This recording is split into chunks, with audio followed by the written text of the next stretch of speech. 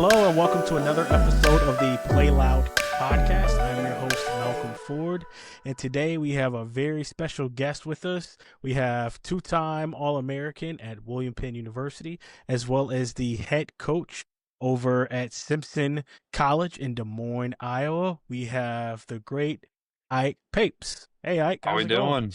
Good, man. It's going good. Yeah. We're so happy to get you on. Uh, I don't know if you heard, but you were actually voted the breakout player for Volume for this past season. I know that. No, Yeah, that's just sweet. I appreciate it. yeah, we had an award show a few weeks back, and that's what you won the award for breakout player. Awesome. Like I said, I appreciate it, man. Yeah. So Ike, we a lot of people, they've heard about you from the various podcasts as well as interacting throughout the volleyball community at different tournaments and everything. So I just want to, allow you to get the chance to introduce yourself and tell everyone, a little bit about Ike. Yeah. So, like you said, I'm the head coach over at Simpson now. Played 5 years at William Penn, where pretty successful there, and then yeah, I ended up at Simpson head coach, and so staying in Iowa for now, and then heard from Volume was a thing through one of my buddies, and then kind of just got in contact with you and wanted to keep playing. I missed being out of the gym for like 7 months, and I was ready to go back again and play. So that's about it. Yeah, we're very, very grateful you had the chance to come back. Again, you were a big part of the success that we had. When we finally figured out how to use you, the season was over. So, hopefully next year we can pick back up where we left off and keep chugging along. Yeah, I mean, it's gonna be busy, but I'm gonna do my best. Yeah, we're definitely willing to work around, the opportunities that you are available and see what we can do to get you back out there. Perfect. So, Ike, let me ask, describe your game in one sentence. How would you describe Ike Papes? I'm gonna use a phrase that everybody has used for me, and it's just gonna be jump high and hit the ball hard. Uh, I don't really use out shots or tips. It's just I'm gonna beat the block and let's hope it goes through. How long have you been playing for? Oh man, since fifth grade, Wow. so my whole life. I don't know, 15-ish years, something like that. 17, something crazy. What was the first position you learned how to play? Middle. I Everyone's was, favorite position. yep, I was a middle all the way up until junior year of high school, and then I played middle my senior year for club. So I always loved outside, and actually William Penn was the only one that allowed me to play outside. So I had to go over there and see what was up. What did everyone else want you to play? Right side or middle, but So, so you mentioned that you loved playing outside, and you said William Pitt was the only place that allowed you to play outside. Would you say probably middles, preferably not the choice that you'd like to play? yeah, no, I hated it. I like to be able to control the game, which means I need to be able to hit the ball a lot. So outside gave me the opportunity where, it was a bad set. As a middle, you don't get set. You just have to kind of be the decoy. But as an outside, you can get a ball set to you from anywhere on the court. So I was like, why not? It sounds like I can get more balls to me. I'm gonna take that position all day. Yeah, you get better opportunity to just jump high and swing hard. Exactly. What would you say is your on-court superpower?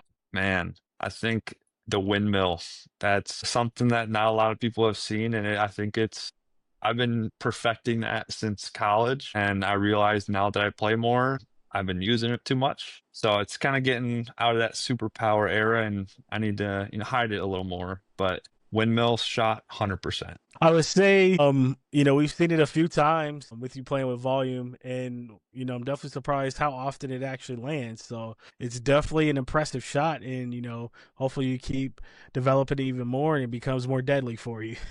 I got more tricks coming with it, so just be ready. What would you say is probably your on-court weakness? Passing, Passing. straight up. Yeah, I mean, even in college, struggled with it. So that's why I love right side, honestly. I just really didn't realize it until about last year when I was like, wow, right side's just like outside. You just don't have to pass. Yeah. Don't have to So pass and get the excuse of defense and like the ball just goes and exactly, like I tried. exactly. It kind of is like I think it's the perfect position now. Yeah, I think the way that we definitely utilize you a lot, I think we kind of used you as basically the primary attacker or basically playing outside at right side towards the end of the year. And I think that really, really made us a lot more deadly and really showed how versatile and talented you are playing over there. So I'm good with you playing right side and not passing. So Perfect. That takes all the stress out of me then. let's see. So from this past season, what's one play that you still think about? Oh, man, there's a lot, honestly. But I would have to say we were the last time we were in Chicago, and I can't remember perfect ball from the outside, just kind of landed perfectly on the net on the right side, and I smoked somebody like 5 foot right in the chest. And I was just like, hey, it was just kind of a chaos ball that worked out perfectly for us. So Yeah. one of the top ones, one of the top ones for sure. What about your favorite game from this past season? I mean, just from the level of it, I would say Icemen were fun to play, of course. I mean, those are the highest level you can get to. Them or the Milwaukee Gold game that we had, the game before or after that one. So two of the really top teams, and it was fun to play against them, honestly. Yeah, Gold and Milwaukee Gold and the Icemen are two very incredible teams. I'm really looking forward to see how we kind of match up against them, especially Gold. We were Yeah. definitely always a little chippy with them, chirped a lot back and forth the few times that we did play them. So I think we got something cooking for them No, we had them. this That upcoming was our season. game. I will live and die that we deserved to win that game, and it just didn't fall our way. Yeah, we absolutely did. I think when we see him this upcoming season, actually a lot of people that kind of got us a little bit at times. There were a couple of tweaks that I made, and I think we're gonna get him a lot next year. And so hopefully, if we do, get a chance to play him, we have you there to kind of give us a little bit more firepower. I'll make whatever it takes to get back that game. So we'll make it work. Let me see. How do you what drill would you say from working throughout the years? I think you said you played this game for about 15 years. What drill changed your game the most or helped you improve the most? And there's 100 of them. I would say it's one of my least favorite drills. I got two. I'll say two of them have really kind of shaped it. One is cross court pepper, just straight up. I think is one of the most mentally challenging games you can get into, especially with your team. And then also just oh man, what was it called? It was just pretty much a drill where you serve, you have to dig a ball, and then you have to attack in the same three balls right away. So it's teaching don't take pictures on your serve. It's just serve, balls coming right to you, and you got to go. And that endurance you kind of have to build up to continue to play at that level. What was probably the least favorite drill you've ever done that you're like, I'm glad I don't do this drill anymore? Yeah, it's a drill called progression in college, and I was notorious for losing the drill. So I would never play that drill to save my life again. I would pass very hard on it. All my college teammates knew. Um, no matter what kid I had on my team, we were gonna lose. Yeah, I think one season I went like 3-75 or something like that for the Oh drill. wow. Yeah, it was. I can't win the drill. Like there's something in this world against me that will not let me win it. But that's the only reason I don't like it, honestly. Is this a drill that you would put your current players to that you coach? Nope. No. Nope. It's not in the gym. I haven't brought it out yet. For your pre-match routine, start to finish, can you go over, if you got any rituals, you got a pre-match snack, any music that you listen to, what kind of gets you pumped up and ready for each match? Yeah. So big music. I love music. So it kind of is what I'm feeling. I like the heavy rock, Metallica, AC/DC. I like the older rock, like that stuff. That really gets me going. Or if I really need some juice, my Metallica is kind of like my let's get going. Like it means more than just a normal game. But yeah, it's just ibuprofen and get some music blasting, and then I'm good to go. As far as this past season, volume, we've had a lot of different players come through. You had a chance to meet a lot of different people. Who would you say is probably your favorite teammate to play with? Yeah, I mean, it stems back a long time, but Evan Gaskell played against him in college, and he would destroy us every single time. So it's finally fun to be on the same side or is him and actually get to win some games because it was a couple years in a row where it was brutal for what he did to us. So it was good to be on the good side. Yeah, Evan is definitely an amazing player. I definitely can't wait to watch him, continue to play with this upcoming season and see what you two could do, playing opposite ends, continuously building on top of that. I think Evan has been a phenomenal player the few years that I've seen him and known him, and I'm very excited that we had a chance to pick him up this past season and look to see how we can continuously build on that with both of you guys attacking. Yeah, he's huge. Who so the as far as your volume teammates, who would you say had the best serve? It's a great question. Definitely not mine. I missed more than anything. Um, that's tough. I think Yost had a pretty good serve. It was probably the most consistent topspin at least. So I mean, thinking about it, I don't think I've really watched them serve much. But yeah, I would think he stands out the most to me at least. Yeah, when Yost is able to get consistent, that serve could definitely be pretty dangerous. I see a lot of Yeah. people that have issues receiving that serve, and again, I'm happy that he's on us, and when we can get that thing consistent, Oh it's, yeah. it's a work of art. what I about agree. the best teammate that you've seen so far with volume that with blocking? Uh, I mean, that's tough. I think Kevin's up there. I like Silas at times. When he's on, he's maybe not getting every block, but he's getting more touches than anyone else. Right. So I'd probably say, honestly, I'd probably go through with Silas when he's on. Like he gets up there, man. He's jumps super high in a block. And Justin, I mean, those two are probably up there. Yeah, Silas is he's a big guy, but he also jumps very high and he's very long and lanky. I agree. When he has the opportunity to be able to read a block, like it's so frustrating for opposite hitters to be able to try to hit around that. So Yeah. I'm definitely glad we picked him up, and it's something we kind of joke about a lot. And Silas is kind of like the folk hero because we've been mentioning him on the podcast for a couple of years, and we haven't had the opportunity to get him on. He is kind of like in the middle of a break between work and school. His classes start back in a couple of weeks, and he was like, okay, Yeah. I'm in the evening, so I'm going to be able to hop on and do an episode. So when we are able to get Perfect. Silas on, everyone's going to get the opportunity to meet him. And one of the things we've always talked about is once we get an opportunity to get him out of school and get an opportunity to work with him a little bit more, we think he's going to be able to have a nice 2 3 year run where he's probably the best middle in VLA.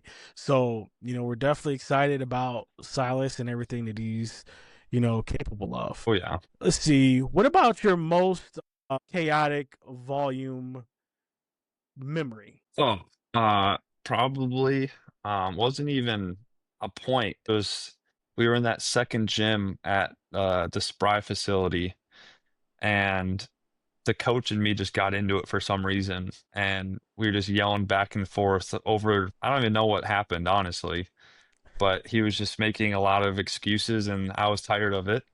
And I just kind of we started getting a screaming match and then it was just kind of like the whole gym kind of went quiet and I don't even know. I don't even know if we scored the point, if we lost the point. I don't even know what happened, honestly. It was just so much arguing, and then we kicked the shit out of them.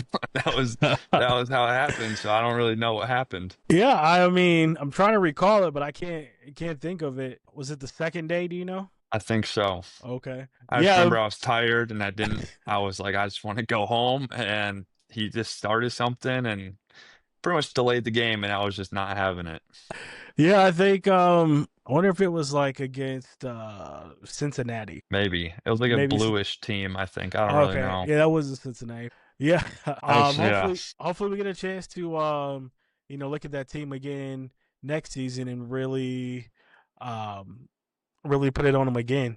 I hope so. As far as your favorite matchup, what matchup are you looking to? We kind of touched on it again a little bit earlier, but what matchup are you looking for who are you looking forward to playing next year? Yeah, definitely Milwaukee Gold. I think we never got the chance to play them again, which was a tough one. And then Ike Sweet, I want to play them with their full roster going. I think we could put up a pretty good beating on them.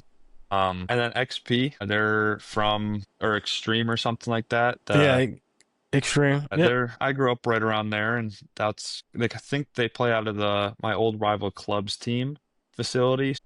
That one, just would feel good, just from the past. I would for XP, I would tell you this. We're actually so Will, the director owner of Southside XP, wants to have kind of like a mini season within the season. So what he's planning on doing, and I hope it's okay we announce this because he sent the email blast out to all the owners and directors. So what he's planning on doing is, I want to say starting October 11th, but it can't be the 11th because everyone's gonna do the Chandler tournament up in Milwaukee. But between there and when our North Cup qualifier is, which is at I think like November 4th, 10th, somewhere around there, 7th. I don't even know the date. Yeah.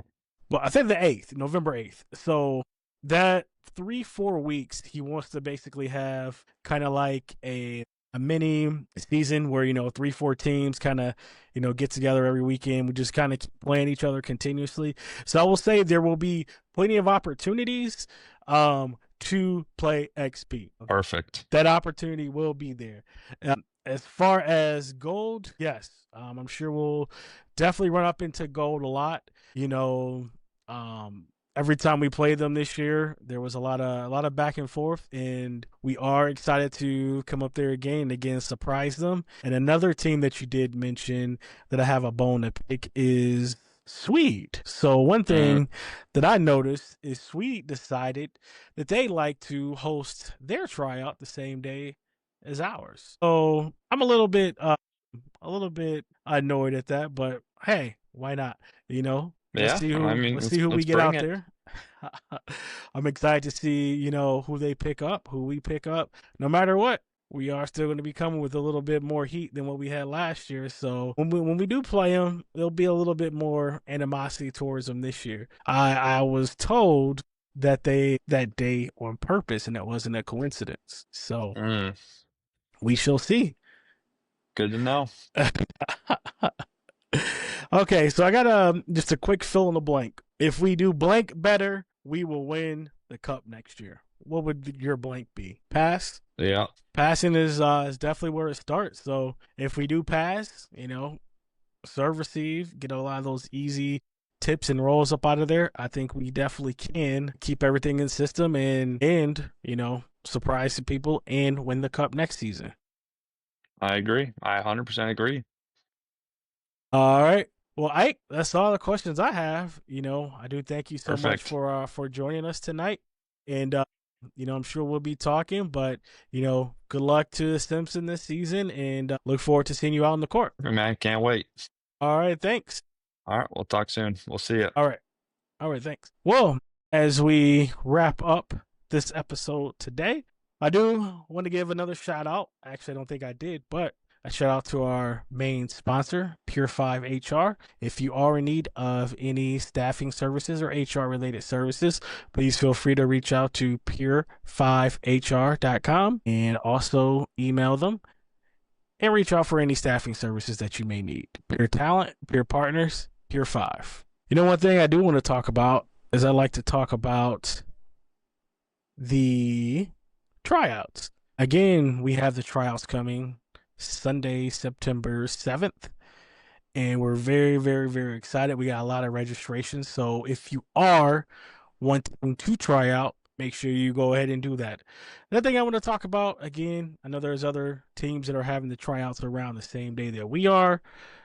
We're more than willing to see who's all going to show up where, and who's going to make what team. I will say this though, this might sound a little bit sour, might sound a little bit like sour grapes, but if you go to another tryout on the same day as ours and you don't make that team, and I hear about you trying to come play for volume, I will turn you down. Yes, I will, because you should have picked us first. All right, and I don't care if you're like, oh, man, we didn't vibe properly, this, whatever your excuse is. If you go to that tryout instead of coming to ours and you try to use us as the second option, I don't care if you're tier 1.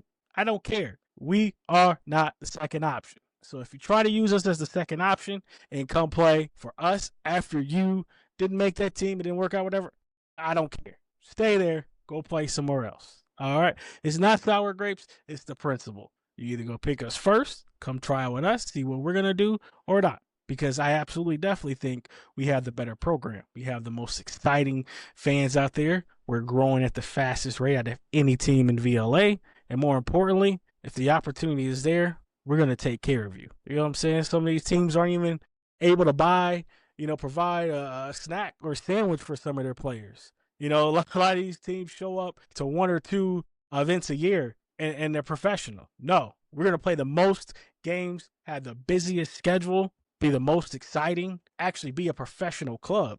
And if that's not what you want, don't play here. Go play at that other place. Go play at the places that are going to play a few times a year.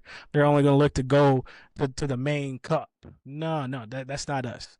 You're going to be called upon to put in some serious work, get some serious time, and actually play. We were trying to build a professional club, professional team. That is what volume is, and that's what we're going to do, and we're going to do it, and we're going to play very loudly, like our saying, like our motto. That's what we're going to do. So if you don't want to do that, if you don't want to play loud, if you don't want to play exciting, if you don't want the opportunity to continuously grow and watch this brand grow, watch this league grow, if you don't want that, you only want to play a couple tournaments a year, by all means, go play at those other teams. You know what I'm saying? Those are small time. We're not looking for small time players. We're looking for big time players. So again, if that's what you're looking for, go ahead. Just go play at those other clubs. But if you actually want to take it to the next level, you actually want to be a professional player right here in a good old US of A, volume is where you want to be. And if you're debating, if you're leaning towards the other one, if you're like, tier one, man, just go, because you're not serious. And we're only looking for serious. We're only looking for big time players that want to play in big time situations. We're working on tours. And we're working on going to West Coast, East Coast, down south. We're looking at taking over. One of the things we're looking at doing this year, we're looking at an international tour. We're looking at going to Puerto Rico, potentially going to Europe, Mexico, South America. That's what, we're looking to do. That's what big time programs, big time teams, big time players do. They want to play in those big moments. So again, Sunday, September 7th, Wooddale Community Center.